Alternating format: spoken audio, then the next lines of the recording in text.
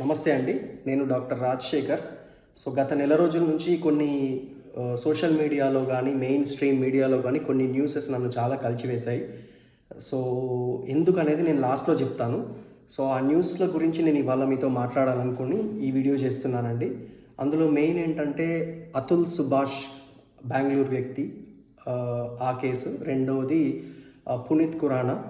రీసెంట్‌గా నిన్న ఎక్స్‌లో ఒక ప్రత్యూష చెల్ల అనే ఐఐఎం అమ్మాయి కూడా వాళ్ళ ఫ్యామిలీ ఎదుర్కొంటున్నటువంటి ఇష్యూస్ గురించి ఒక వీడియో చేశారు. సో ఇవి మూడిట్లలో కూడా కామన్గా ఉన్న పాయింట్ ఏంటంటే, వైఫ్ తప్పుడు కేసులతో, తప్పుడు 498A, తప్పుడు డౌరీ కేసులు, తప్పుడు డీవీసీ కేసులు పెట్టి భర్త మరియు తన కుటుంబ సభ్యులందరినీ కూడా ఇబ్బంది పెట్టడం అనేది ఈ 3 కేసులలో కూడా కామన్గా కనబడుతుంది. ఈ 3 కాదండి, మీరు కోర్టులలో చూస్తే కొన్ని వేల కేసులు అట్లాగే ఉన్నాయి. అన్ని తప్పుడు కేసులు చాలా వరకు నడుస్తున్నాయండి.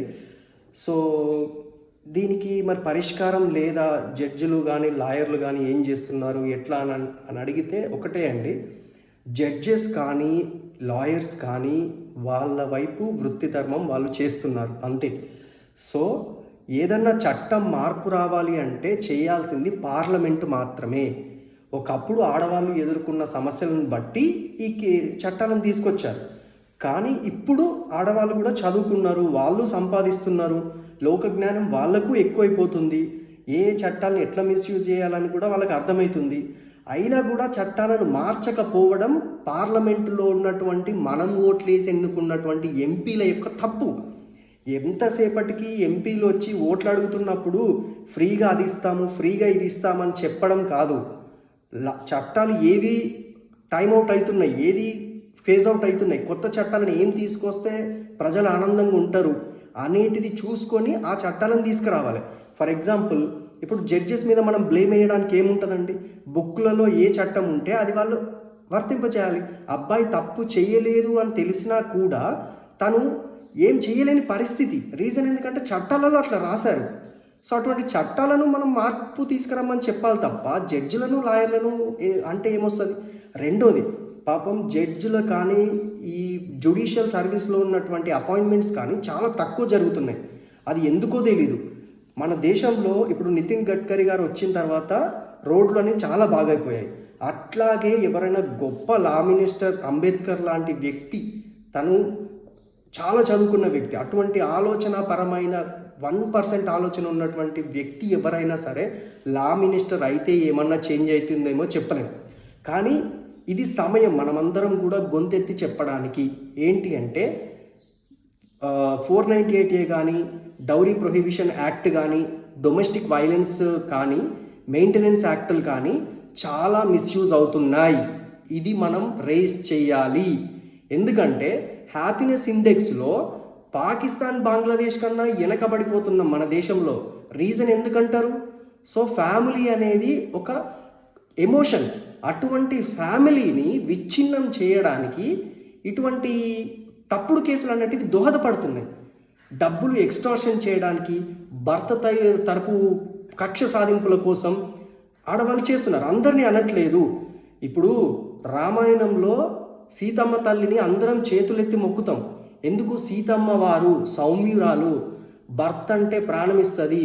రాజ్యాన్ని వదిలేసి కూడా అడవులకు భర్తతో వెళ్ళిపోయింది. డబ్బుల కోసం చూడలే, మెయింటెనెన్స్ ఇస్తావా నీతో నన్ను అడగలే, మామ మీద ఆస్తి కోసం కేసులు వేయలే. అదే శూర్పణఖను ముక్కు చెవులు కోసిర్రు.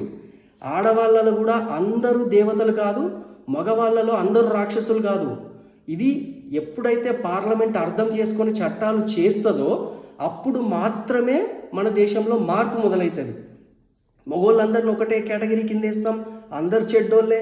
ఒక ఫ్యామిలీ మీద కేసు వేస్తే ఉట్టిగానే అరెస్ట్ చేస్తాం. మళ్ళీ ఇంకొక పాయింట్ ఏంటంటే, పోయి పోలీస్ స్టేషన్లో కేసు పెట్టంగానే ఎస్ఐలు ఉట్టిగానే తీసుకుంటారని అంటే, ఇప్పుడు ఎస్ఐలు తీసుకోలేదు అనుకోండి, వాళ్ళు ఉద్యోగస్తులే, వాళ్ళ మీద ఆఫీసర్ల దగ్గరికి పోతారు, సిఐల దగ్గరికి, నెక్స్ట్ డిఎస్పీల దగ్గరికి వెళ్తారు.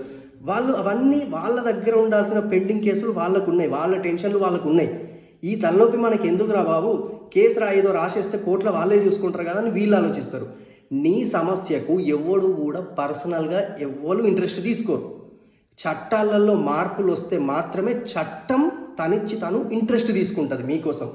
సో మనం చెయ్యాల్సింది ఏంటి అంటే, మన యొక్క వాయిస్ ఎవరెవరైతే ఈ తప్పుడు కేసులలో బాధలు అనుభవిస్తున్నారో వాళ్ళు మీ యొక్క సమస్యను సెంట్రల్ లా మినిస్టర్ దగ్గరికి తీసుకెళ్ళండి.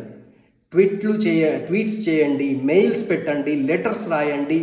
ఇంకా మన తెలంగాణ ఆంధ్రాలలో చాలా ఫేమస్ ప్రజా సమస్యలను ఖచ్చితంగా మోడీ గారి దగ్గరికి కానీ కేంద్ర ప్రభుత్వం దగ్గరికి కానీ తీసుకెళ్ళాలి అని అంటే ఒకే ఒక్క వ్యక్తి పవన్ కళ్యాణ్ గారి ఫ్యాన్స్ అందరికీ నమస్కరిస్తున్నాను.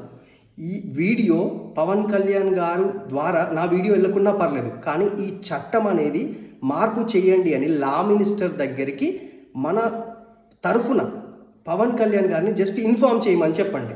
ఎందుకంటే సాధారణ వ్యక్తులు సోషల్ మీడియాలో ఎన్ని వీడియోస్ చేసినా అవి మినిస్టర్లు ఎంపీలు చూస్తారో లేదో తెలియదు. వాళ్ళ బాధలు వాళ్ళే ఉన్నాయి, వాళ్ళు పార్లమెంట్లో తిట్టుకునుడు వాళ్ళ పనులు వాళ్ళకే ఉన్నాయి. సో పర్సనల్గానైనా చెప్పే విధంగా ఈ వీడియో చేరేటట్టు చూడండి. రెండోది ఏంటంటే, ఎక్కడ కూడా ఆడవాళ్ళను బాధలు పడకుండా ఉండలేరు, మొత్తం చట్టాలను తీసేయండి అని ఎవ్వరూ అనరు. ఎందుకంటే ఇప్పటికీ అనుభవిస్తున్న వాళ్ళు మగవాళ్ళు ఉన్నారు, ఆడవాళ్ళు ఉన్నారు. సో జెండర్ న్యూట్రల్ లాస్ రావాలి. సో బాధపడుతున్న వారు ఆడవాళ్ళైనా సరే మగవాళ్ళైనా సరే వాళ్లకు ఖచ్చితంగా పనిష్మెంట్ ఉండాలి. రెండోది ఏంటంటే, తప్పుడు కేసులు ఎవరైతే పెడతారో వాళ్లకు భారీ జరిమానాలు, వీలైతే పనిష్మెంట్లు కూడా ఖచ్చితంగా ఇవ్వాలి. ఇటువంటి చట్టాలను తీసుకురావాలి. ఇంకోటి ఏంటంటే, ఎక్స్టార్షన్ అనేది ఎక్కువైపోయింది. ఎక్స్టార్షన్ ఇన్ ద సెన్స్, ఇప్పుడు భర్త మీద నేను కేసు పెడతా, డబ్బులు తీసుకొని కేసు వెనక్కి తీసుకుంటా. ఇది ఎక్కడదండి? ఇదేమన్నా వ్యాపారమా? ఇంకొకటి, దీనివల్ల నష్టపోయేది ఏంటంటే కుటుంబ వ్యవస్థ. దేశంలో ఎప్పుడైతే కుటుంబ వ్యవస్థ నాశనం అవుతుందో దేశ పతనానికి కారణమవుతుంది. ఇది చిన్న అంశం కాదు. ఇవాళ రేపు జనరేషన్ పెళ్ళిళ్ళు చేసుకోవాలంటే భయపడుతున్నారు. రీజన్ ఏంటంటే, అరే మా ఇంటి పక్కన మీద 498 తప్పుడు కేసు పడ్డదట్రా, ఏం చేయకుండానే వాళ్ళ మీద కేసులు పడి సంవత్సరాల కోట్ల చుట్టూ తిరుగుతున్నారు, రేపు నా పరిస్థితి అట్లయితే ఎట్లా రా అని చెప్పేసి భయపడుతున్నారు. సో కుటుంబ వ్యవస్థ మీద చాలా మచ్చను తీసుకొచ్చే ఛాన్స్ ఉంది. హిందువులలో ఒక్కటే కుటుంబ వ్యవస్థ ఇప్పటి వరకు ప్రపంచానికి ఆదర్శమైంది. అదే దెబ్బతీసే సిచ్యువేషన్ వస్తే మనం ఎందుకు, మన వ్యవస్థలు ఎందుకు? రెండోది, కేసులు ఎవరైతే ఎదుర్కొంటున్నారో ఫస్ట్ వాళ్ళకి నేను చెప్పేది ఒకటే, ధైర్యంగా ఉండండి. ఎట్టి పరిస్థితుల్లో ధైర్యాన్ని కోల్పోవద్దు. అతుల్ సుభాష్ లాగా లెటర్లు రాసి, పాపం తను చాలా కష్టపడ్డాడు, కానీ ఎక్స్ట్రీమ్ స్టెప్స్ అయితే తీసుకోకండి. చట్టాలు ఎప్పుడు కూడా మిమ్మల్ని చంపాలని చూడవు. కాకపోతే ఏంటంటే, ఒకవైపు ఫేవర్ ఉండడం వల్ల వాళ్ళు ఎంతో కొంత ప్రయత్నిస్తారు. ఒకటి గుర్తుపెట్టుకోండి, భగవద్గీతలో ఒక వాక్యం ఉంటుంది. ఏంటిది అంటే, నీకెప్పుడైతే కష్టం వస్తుందో ఆ కష్టం నాది అని నువ్వు అనుకుంటే డిప్రెషన్కి లోనవుతావు. అదే కష్టం సమాజానికి వస్తే ఎట్లా సమాజాన్ని బాగు చేయాలి అనే థాట్ నీకు వస్తుందో నువ్వు ఒక లీడర్ అవుతావు, టార్చ్ బేరర్ అవుతావు. సో ఎవరెవరైతే ఈ సమస్యను ఎదుర్కొంటున్నారో ఈ యొక్క వాయిస్ని రేజ్ చేయండి. ఇది మనం రాసుకున్న చట్టం, మన దేశం, మన రాజ్యాంగం, మన న్యాయ వ్యవస్థ, మన జడ్జులు, మన లాయర్లు. ఖచ్చితంగా జ్యుడిషియరీ మీద బర్డెన్ తగ్గించేటట్టు అపాయింట్మెంట్స్ జరగాలి. తప్పుడు కేసులు పెట్టిన వాళ్ళ మీద భారీ జరిమానాలు కానీ పనిష్మెంట్లు కానీ ఉండాలి. ఈ ఫాల్స్ కేసెస్ పడకుండా ఏమేమి వెసులుబాట్లు ఉంటాయో వాటిని తీసుకోవాలి. సో ఫ్యామిలీ వ్యవస్థను కాపాడాలి. ఎక్స్టార్షన్ అనేది తగ్గాలి. ఇలాంటివన్నింటికి కొత్త చట్టాలు రావాలి. జెండర్ న్యూట్రల్ లాస్ రావాలి. సో దీనికోసం అందరూ వాయిస్ రేస్ చేయండి ప్లీజ్. మనందరం మన దేశం కోసం, మన చట్టాల కోసం.